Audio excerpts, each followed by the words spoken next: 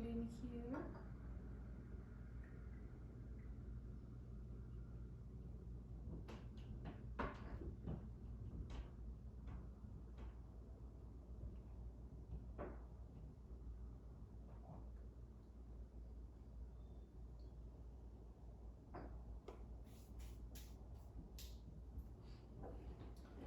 Okay.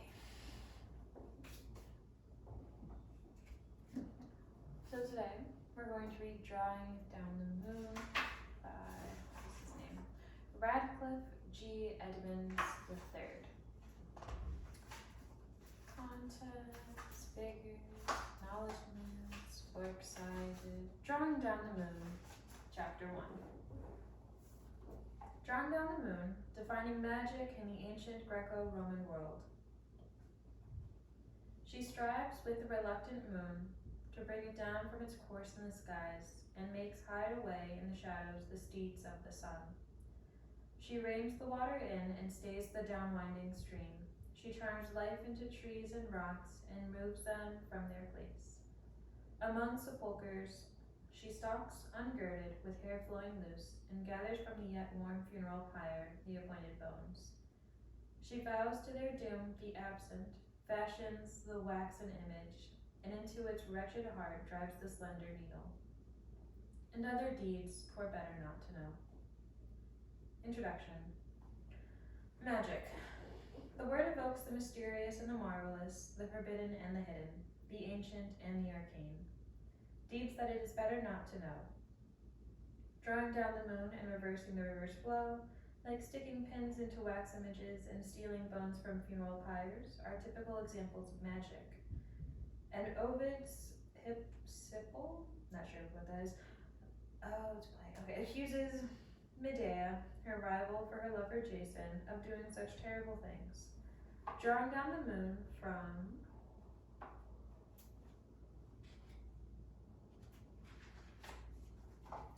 Drawing down the moon from the sky is a familiar trope in discussions of the weird and extraordinary, activity that is often labeled magic. The weird and extraordinary activity that is often labeled magic. And it appears either as part of a list of magical acts or as a single act, representative of the whole scope of magical possibilities, in sources throughout the ancient Greco-Roman world, by which I mean the peoples of the Mediterranean region who expressed themselves in Greek or Latin between the 8th century BCE and the 5th century CE. So what did magic mean to the people who first coined the term, the people of ancient Greece and Rome? In this study, which takes its title of Drawing Down the Moon from the most famous of the magical tricks known from the ancient world, I survey the varieties of phenomena labeled magic in the ancient Greco-Roman world, seeking ways to form a definition of the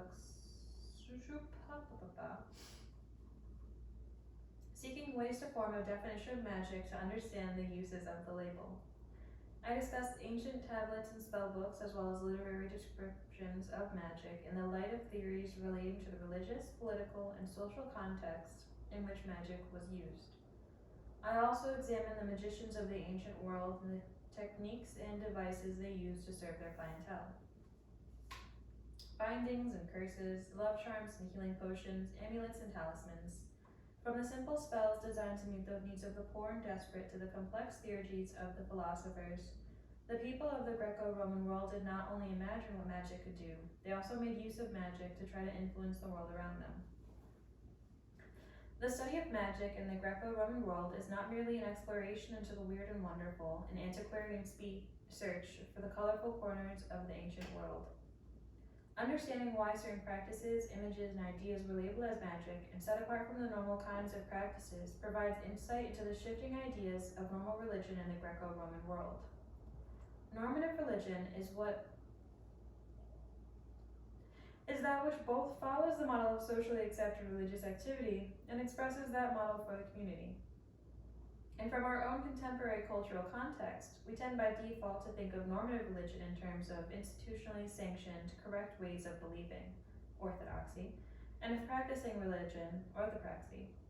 However, in societies with no notion of orthodoxy and even limited modes of orthopraxy, normative religion could only be defined by this kind of practice of labeling. and magic was one of the more important labels that was used, in different ways by different people at different times. The study of ancient magic therefore provides a crucial perspective on normative practices of religion in the ancient Greco-Roman world, on ritual practices such as sacrifice, purification, and prayer, on theological elaborations of the hierarchies of divinities, and on the underlying cosmologies that structured human interactions with both the material world and the divine.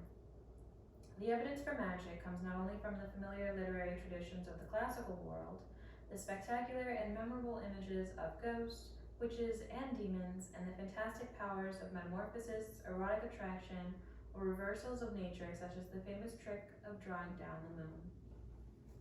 The archaeological record provides evidence that attests to the ideas of people in the ancient world who never had a chance to contribute to the literary tradition. The non-elites, or marginal figures whose expressions were never preserved and recopied throughout the millennial reception of classical materials. In the curses scrawled on sheets of lead, seeking to restrain rivals in business, law courts, athletics, or erotic affairs, we can see the hopes and fears of a group of people whose voices have been lost in the intervening centuries. In the elaborate formulations of the spellbooks or alchemical recipes, we can see the complex workings of intellectuals who remained at the margins of society, engaging in complex speculations about the nature of the world and the gods. In the jumbled list of powers invoked, we can see the dynamics of cultural fusion that occurred in the rich multicultural environment of the ancient Mediterranean world, where an ancient Mesopotamian goddess, Eddis-Kegel, might be invoked alongside the Greek Persephone and the Egyptian Isis, right next to a prayer to the supreme deity Yao, the Greek rendering of the Hebrew Jehovah. I have no idea any of those names were pronounced correctly except for Persephone and Isis. Understanding the category of magic in its ancient Greco-Roman context is important for understanding not only the ancient world itself, but also the ways in which the ideas and controversies have influenced later periods. The ways in which things and ideas are labeled magic in the ancient world are replicated in religious controversies throughout the later Western tradition. Most famous of these is perhaps the critique of Catholic ritualism that plays a central role in the Protestant Reformation. But even in the witch hunts that are used to reinforce or invent orthodoxy, we can see the reuse of ancient categories for normative and non-normative religion in the accusations of magic. On the more positive side, the esoteric traditions of ancient wisdom that manifested in the astrological, pharmacological, and alchemical practices of ancient magic play an important part in the history of science from antiquity through the Enlightenment and beyond. A deeper understanding of the category of magic in its ancient context provides a richer understanding of its reception. Drawing down the moon provides an illustrative example of the issues involved with understanding magic in the ancient Greco-Roman world and its later receptions. This act, which appears in the contemporary world as an important ritual in certain Wiccan and neo-pagan traditions, appears first in the evidence from the ancient world as a joke. In Aristophanes' Clouds, the scoundrel Strepsiades explains his cunning plan for getting out of his debts. He'll hire the Thessalian witch to draw down the moon and keep it in a box so that the new moon day on which debt payments are due will never come. Of course, they won't be pronounced again. Strepsiades, I have an idea for cheating them of the interest. Socrates, explain it. Step. Tell me now then.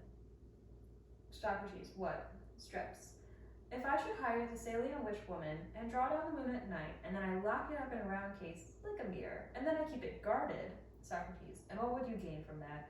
Strepsiades, why, if the moon should never rise anywhere, then I would not pay interest, Socrates, and why is that? Strepsiades, because the money is lent month by month. This joke reveals several things about the idea of drawing down the moon in Aristophanes' Athens. First, the procedure was familiar enough to his audience that it could be mentioned without explanation. Everyone knows that the Thessalian witches draw down the moon. Secondly, Strepsiades proposes this idea as an extraordinary solution to his debt problem. Drawing down the moon is a dramatic reversal of the natural order that will get him out of an otherwise insoluble crisis. Thirdly, however, Strepsiades is a comic idiot, which means that his plan won't work even within the fiction of the comedy.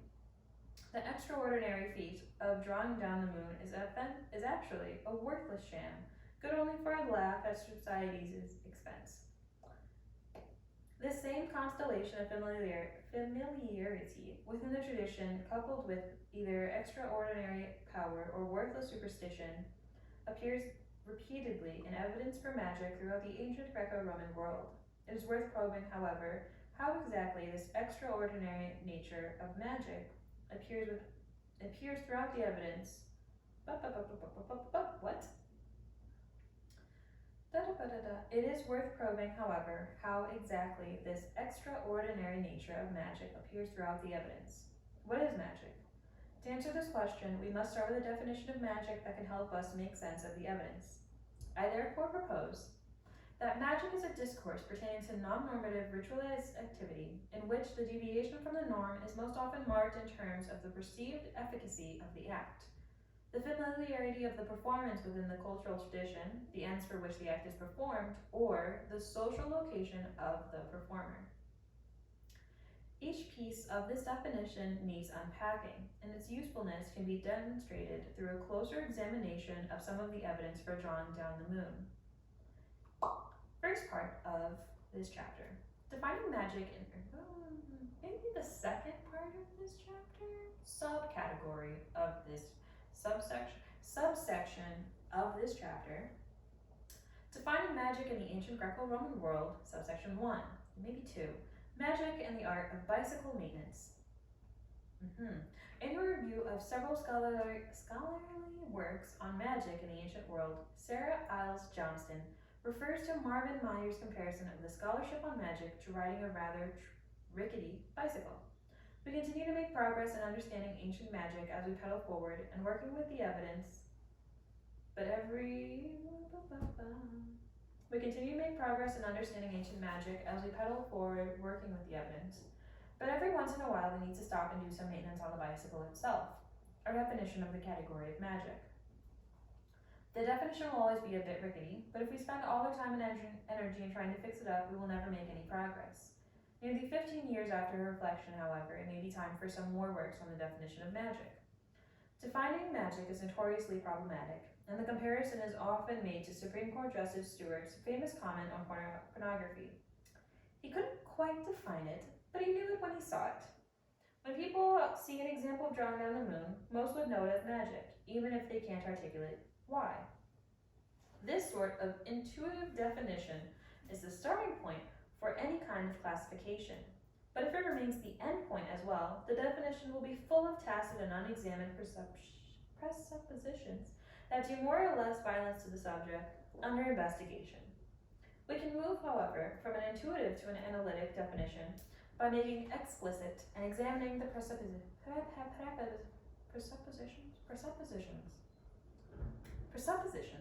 we bring to it. Why does it feel like magic, smell like magic, look like magic? What distinguishes the things that we know as magic when we see them from the things that we don't classify as magic? If we are looking at magic in the ancient Greco-Roman world, we face the further problem that our categories and classifications do not necessarily align with the classifications made in those cultures during those times. What did those people define as magic, and by what criteria did they make their distinctions? Anthropologists distinguish between emic and etic perspectives on a culture, between the cultural insider's perspective and the outside scholarly perspective. An account from a member of the community, using the terms and categories of the culture provides an emic perspective, while someone examining the culture from the outside, using the terms and categories of his or her own culture, takes an etic perspective. Ideally, to understand another culture, we must understand the way that the people in that culture think. Lily, you do this for why? You do this for what? Anyways. Ideally, to understand another culture, we must understand the way that the people in that culture think. But as anthropologists have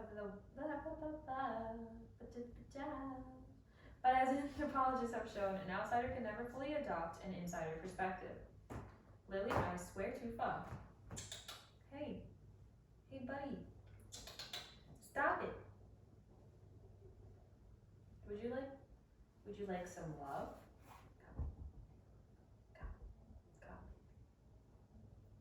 not what I meant.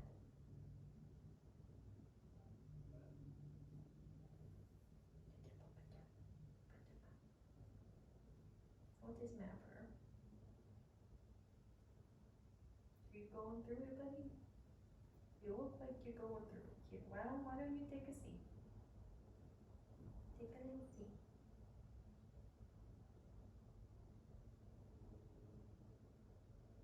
Yeah, okay.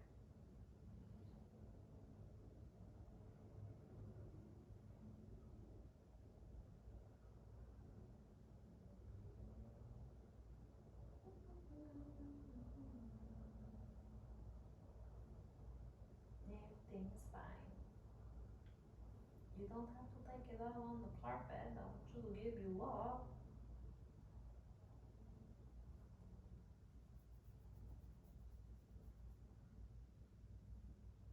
Okay. Oh, where was I?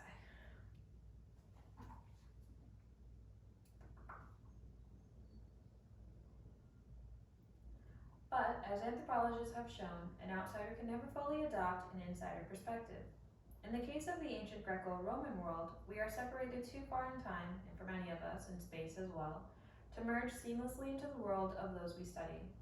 The gaps in the evidence are too enormous, and the cultural shifts over the centuries are too great and too complex. Thus, we must start with etic definitions, since those are the presuppositions we bring to an inquiry from our own culture and upbringing.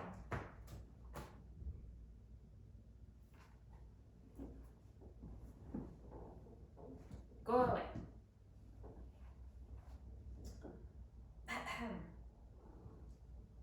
Ultimately, we must end up with etic definitions as well, since we cannot analyze another culture as though we were part of it.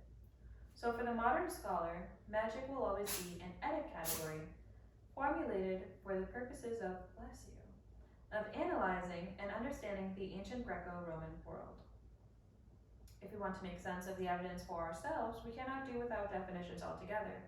Any attempt to do so just ends up bringing back in implicit and therefore unexamined etic definitions. However, we can come up with better etic definitions if we look to the way the ancient Greeks and Romans made their own emic definitions and drew their own categories. If we refine our intuitive modern etic definitions with reference to the evidence for the ancient emic classifications, the bicycle may still end up a bit wobbly, but we will be able to make better progress. The next section is magic as a discourse, which is something I'm sure any witch on Tumblr is very familiar with the word of discourse. So that's fun for us. I wonder what that's about.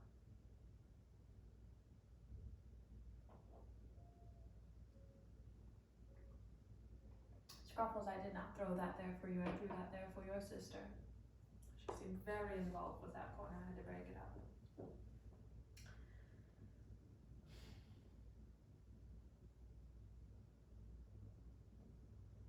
I need light. And my bookmark. I need light and my bookmark. Yes.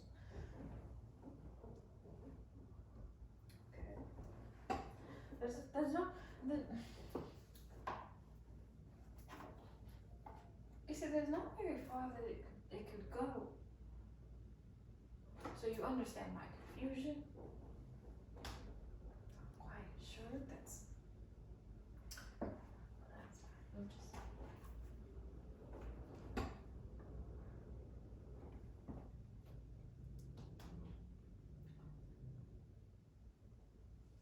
Well, that's fine. That.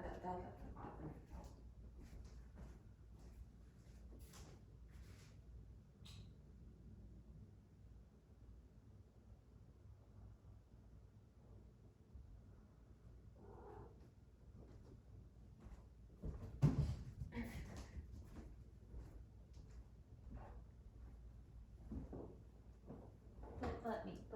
Oh! My bookmark.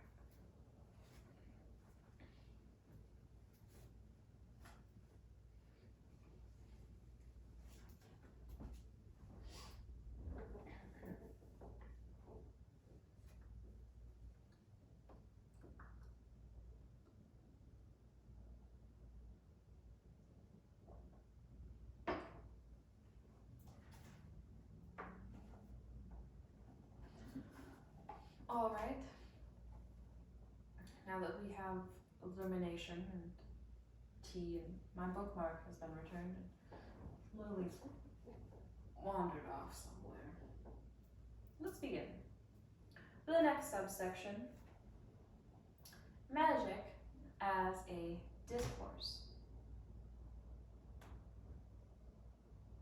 Right.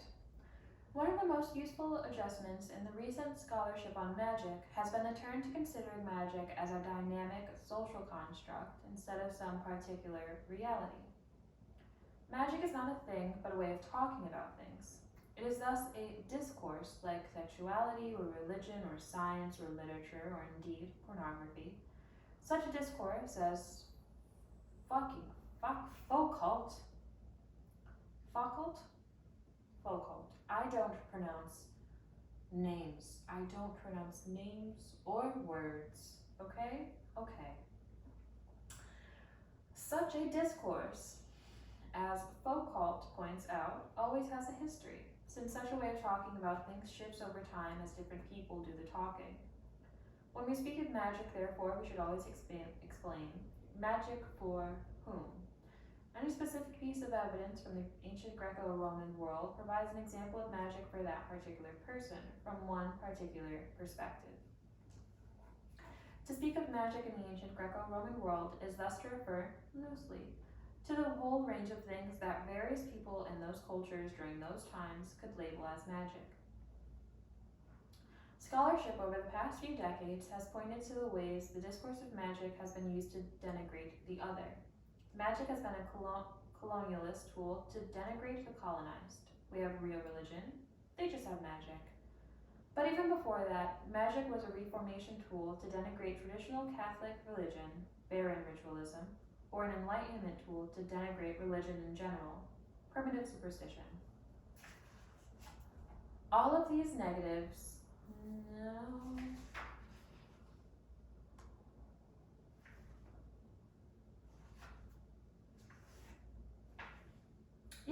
all of these negative uses remain latent in the discourse whenever we, as contemporary scholars, make use of it.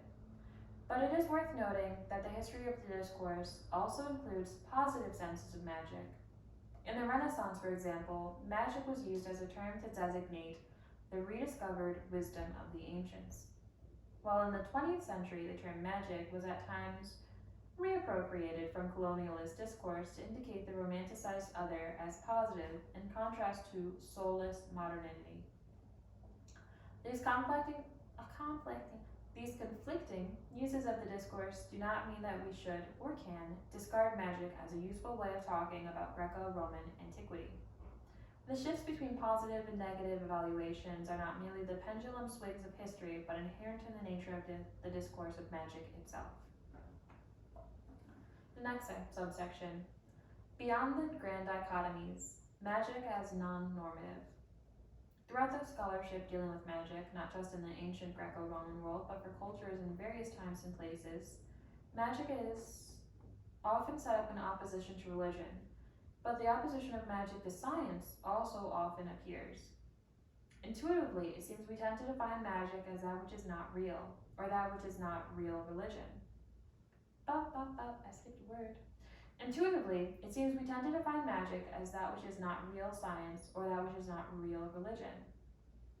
Such a negative definition, I would argue, contains an important insight, but applied uncritically to the ancient evidence as it often has been, this etic definition is not very useful, largely because the discourses of religion and science are likewise modern etic constructions. So distinguishing between them creates divisions that are often alien to the ancient emic distinctions. We must probe further. The modern distinction between science and religion depends upon a modern distinction between the natural and supernatural, but that distinction does not map onto the categories of the ancient Greco-Roman world without some serious distortions. The ancient Greeks and Romans, like all the peoples of the ancient Mediterranean world and beyond, certainly distinguish between the mortal and divine, as well as between the material and the immaterial. The divine and the immaterial, however, were generally considered as an integral part of the cosmos, the natural order of the world. whereas moderns tend to treat anything that involves the divine as religion, and anything that involves the perceptible, material world as science. Such a distinction does not appear in the ancient evidence. Some philosophers might frame a contrast between the things perceptible by the senses, especially sight and touch, and those perceptible only by the mind and reasoning. But both kinds of things are part of the same cosmic order. Material objects may have divine powers that operate in ways that are not directly perceptible, and divine entities may act in ways that produce direct material and perceptible results. Excuse me. J.Z. Smith points out that if magic is defined in opposition to religion as well as in opposition to science, then, logically, religion and science should share some characteristics that stands in opposition to magic. I would suggest that this shared characteristic is normativity. Since both science and religion form as normative discourses in our contemporary society, that is, they are held up as models of the normal ways to relate to the divine and to the material world, someone who stitches up a cut or who goes into a temple to make a prayer is seen as acting in a normal and expected way, making use of normal scientific or religious patterns of action. By contrast, someone who cuts the throat of a puppy and burns it on a tombstone in the middle of the night is engaging in non-normative religious behavior. Just as someone who smears the wound with a paste made from the wrappings of an Egyptian mummy, powdered rhino horn, and the intestines of a frog is engaging in non-normative scientific behavior. Activity.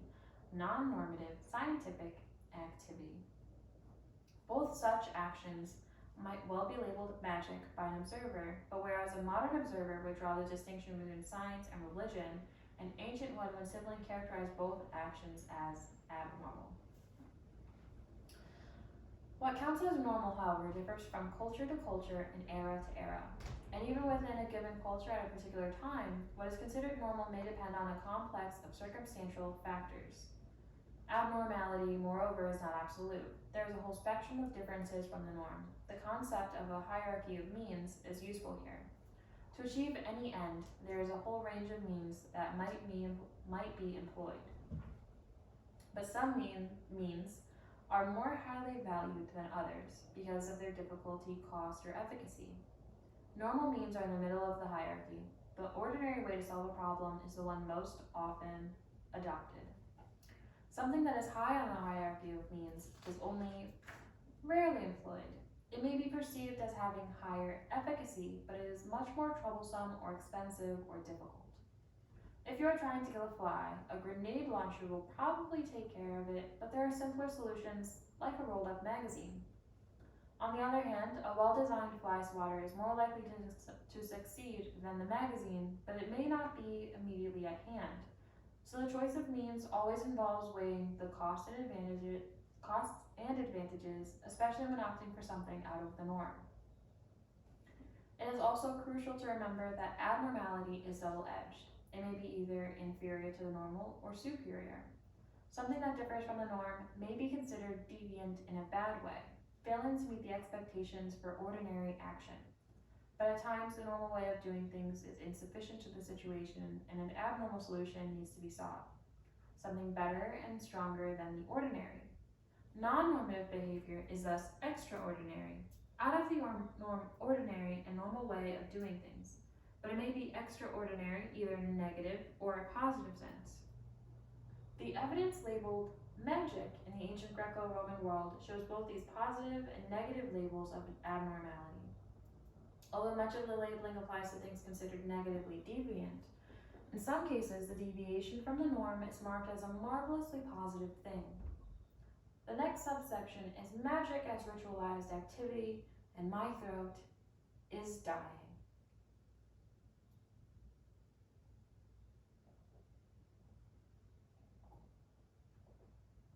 Hello, Charles.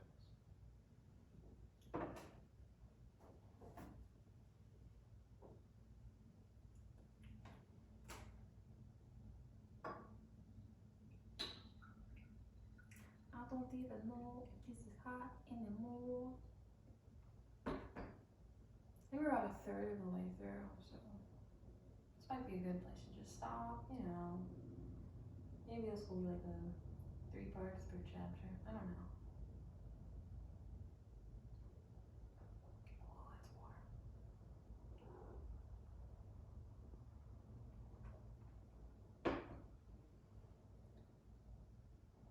this would usually probably be the time when I would check my phone and see if I have any notifications or if there's a lack of notifications. But as you can see, it's pretty far away, so it's not.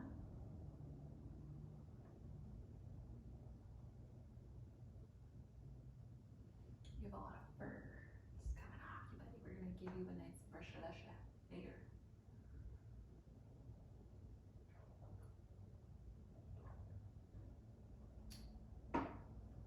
Okay. On to the next subsection.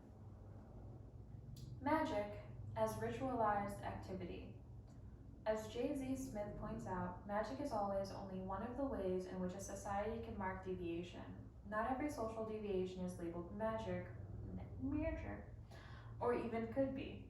The first distinction that must be drawn is to limit the scope of magic as a discourse of non-normative activity to ritualized activity, where ritual is defined very broadly as symbolic action, which may include speech, gesture, movement, or other kinds of symbolic actions. Purely instrumental actions tend not to be characterized as magical. They are normal ways of dealing with normal situations. I'm sorry, what? Okay. Likewise, normal speech acts, while involving the basic symbolic system of language, tend not to involve the more complex layers of symbolism that characterize magical speech. Rituals need not involve contact with divine entities, although most contacts with the divine are indeed ritualized. Any particular act, be it killing an animal, eating a meal, or walking along a path, can be ritualized, given added significance beyond its instrumental effect. Observing the positions of the stars is not in itself a ritual, but interpreting them as signs of divine communication ritualizes the process by adding the extra symbolic level. Likewise, to melt and combine two metals is simply metallurgy. Metallurgy, is that a word? But to perform the procedure as a symbolic reenactment of the demiurgic, again, Boop does not pronounce words. Boop does not speak. There is head empty, no thoughts.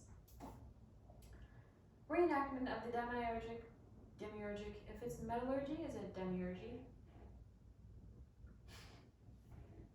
I sound dumb. Okay, demiurgic process, by which the cosmos is ordered, turns the mechanical process into a kind of ritual. That's Ruffles. As symbolic processes, rituals depend upon a cultural tradition to provide the symbolic material with which to work.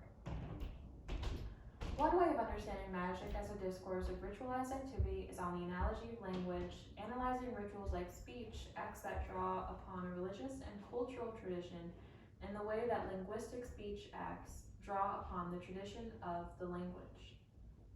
Caesarean linguistics refers to the speech act as the parole, while the language system is called the lange. Lange, parole, linguage, I don't know. Every parole is structured by the system of the lange, langu, whatever. But at the same time, contributes to, if you pronounce it tongue, right? This is just lange. Long,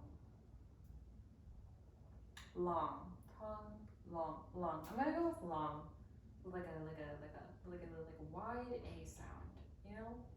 Long, parole, and long. Okay, all right. Parole and long. That's what we're going with from here on. But at the same time, contributes to the dynamic change of the system.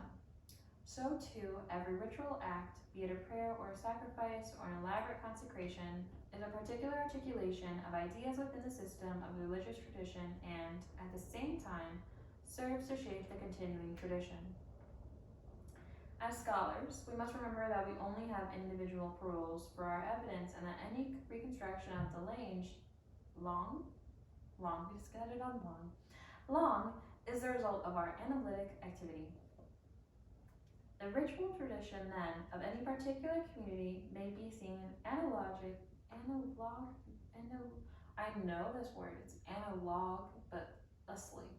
analogously, sure, to the language of that community as a lounge that structures and is structured by every individual ritualized act. This is not my section. Every society has countless rituals in its cultural tradition, most performances of which are normative, acceptable, and expected, while only a few violate the boundaries of normality. To understand what is normative in the ancient Greco-Roman world requires a shift from our preliminary etic categories to something more closely approaching emic ones. The next section, which will hopefully be less full of words I don't know, or words I refuse to pronounce currently. Okay. The next section is labeling magic valid cues. The non-normative is also always a rational category rather than a substantive one. That is, rather than a discourse like magic being a thing that can be defined by a single necessary and sufficient criterion, it is a label applied by one person to another person, act, or thing, who defines it as non-normative for one of a variety of reasons. What is considered non-normative therefore depends on who is labeling whom in what circumstances. To take account of all these variables requires a definition that is not monothetic but polythetic, involving multiple criteria of varying cue validity. Polythetic definitions are best explained by Wittgenstein's famous analogy of family resemblances. All the members of a family share a set of characteristics: hair color, bone structure, nose shapes, eye color, and so forth. Every member of a family has some of these features, but no one member of a family has all the characteristics, nor is there any feature that every family member has. Contemporary cognitive psychologists have shown that humans intuitively make such definitions of complex classes, and that some features of a family are given more weight than others in any classification. That is, to use the jargon, some cues have more validity than others. To identify furniture, for example, one might use the cues of having 4 legs, a flat surface, and a wood or metal frame. Not all things with such cues will necessarily be classified as furniture, e.g. like a small water tower, nor will all things identified as furniture have all these features, like a lamp. The things that exhibit such cues are more likely to be identified. Of course, the validity of some cues may shift over time. For the automobile, the internal combustion engine has become less valid a cue with the recent development of electric cars, whereas for the earliest automobiles, it was the most crucial feature. To define magic in the Greco-Roman world, therefore, we must determine what kinds of non-normative activity have the highest cue validity to be classified as magic. The specific cues may vary over time and circumstance, as may their relative validity, but we can nonetheless survey the evidence to assemble a collection of such cues.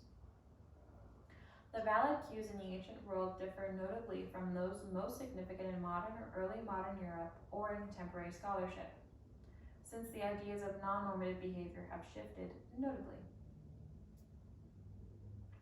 It is difficult, however, to find good evidence for emic definitions, since few ancient sources are interested in providing systemic definitions, and such sources are invariably polemical texts that are using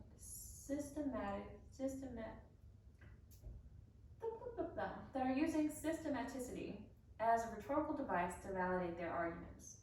Such polemics tend to focus on specific criteria to distinguish magic from some other practice. But such criteria are often rare-field cosmological or theological points incomprehensible to a general audience.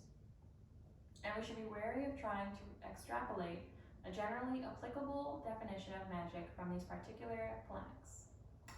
Such polemics nevertheless provide insights into the context in which the discourse of magic appears, as well as some of the ways in which one person labels another as non-normative.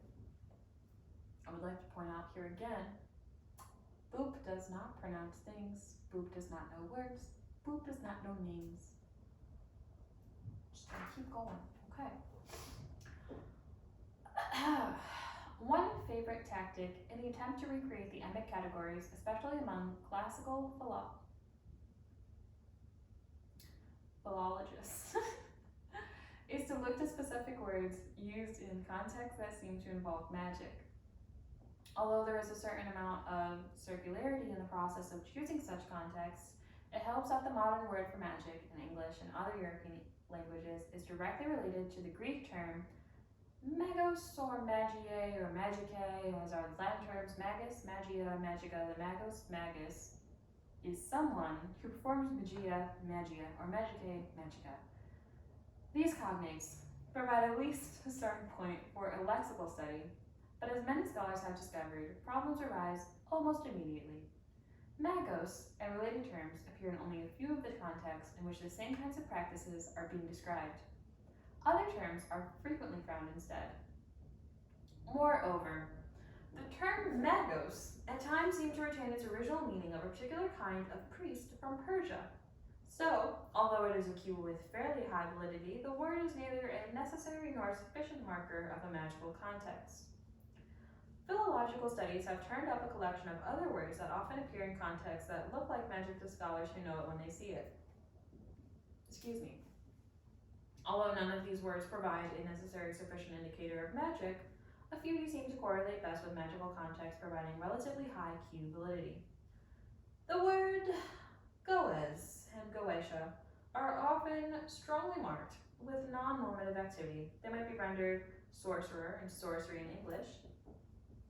The late antique encyclopedia, the Suda, connects these words with the goose, the funeral lament, and with necrophomantic. Why did I add f? Connects it with a necromantic activity. But although some ancient uses of the term fit a necromantic context, most just seem to indicate extraordinary rituals and those who perform them. Two other groups of words seem particularly relevant. The words for a magical substance, pharmakon in Greek, or venenum in Latin, and the words for incantation, epiote in Greek, or carmen in Latin. A pharmakon is something that produces an effect without a visible cause. It may be a material substance, a poison, a drug, a medicine, or a potion. But it may also refer to an immaterial incantation or curse. A reference to epiote or carmina, by contrast, always refers to speech acts marked by some special poetic or musical feature. But Homeric epics or Latin lyric poems might be so labeled, as well as the enchantments of sorcerers. Those words, and others referring to various rituals and practitioners, all have some cue validity, but their usage must always be examined to determine who is applying them to whom, in what circumstances, and for what reasons. In addition to formal, a systematic definition, In addition to formal, systematic definitions or definitions grounded in the presence of specific terms, the ancient sources provide evidence for more informal definitions and less polemic contexts. Collocation is an important element in these informal emic definitions since ancient sources often group together a variety of things whose deviations from the norm marks them as liable to receive a label of magic. Are my lights flickering, or am I dying? Cool.